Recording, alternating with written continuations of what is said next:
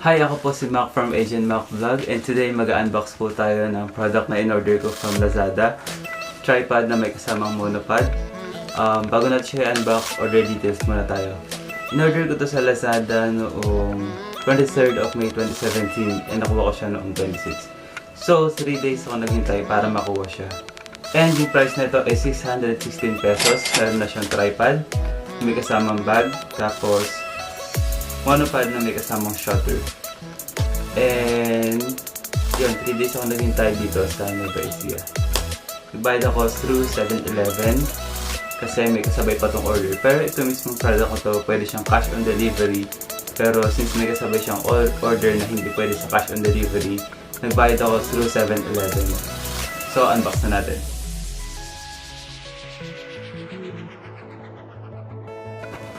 Ito na yung monopod. So, ang nasa loob ng monopod ay yung nilalagay sa phone. Hindi ko alam kung ano tawag dito pero ito yung nilalagay sa dulo ng monopod para may kabit ng phone.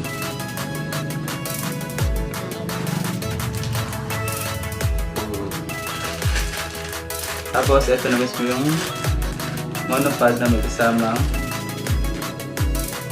siyang USB cable and strap.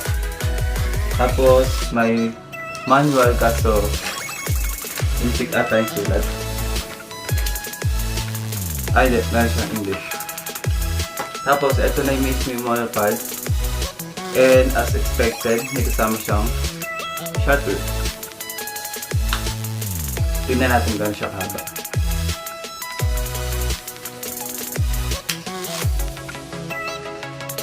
Ayan, sana nakikita niyo kung gano'n siya kahaba. Mahaba talaga siya compared sa dati yung monopod. And ito yung dulo niya. Dito nalalagay yung digicam.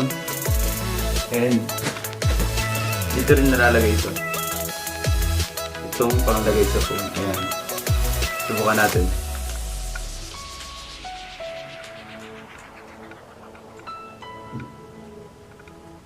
Ayan.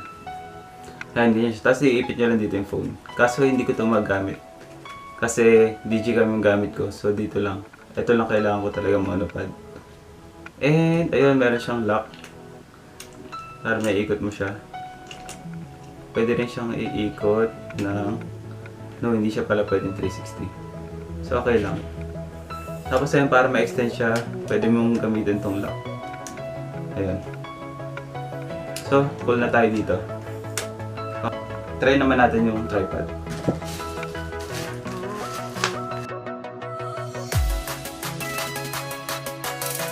As expected, meron siyang kasamang bag.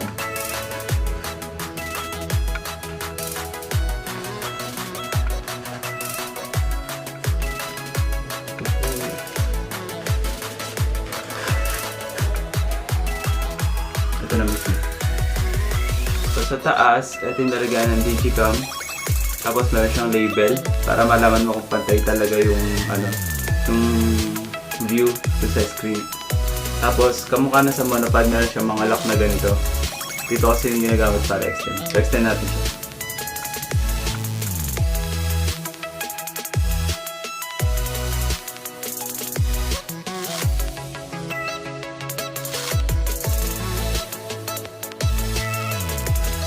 Meron din siyang lock dito. Ito yung lock dito sa taas para ma-extend dito. Ayan.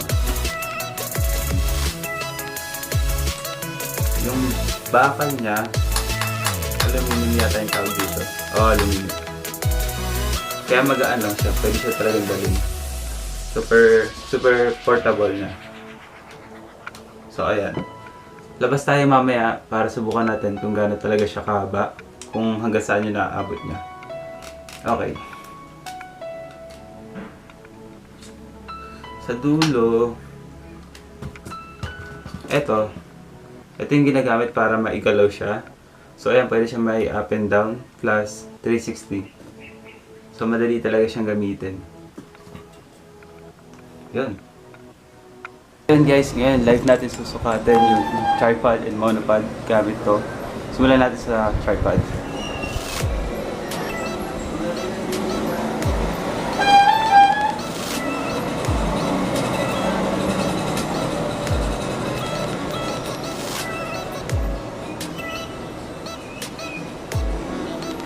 Yung tripod is 41 inches or 105 centimeters. Subukan naman natin ngayon sa monopod.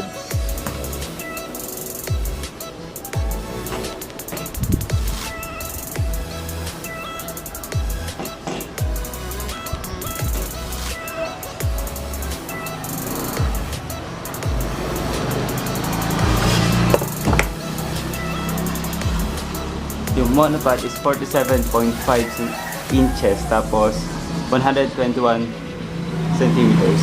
Ganun siya kahaba. Ayun guys, bago na tapos ito review, subukan muna natin itong shutter na kasama kung gagana siya.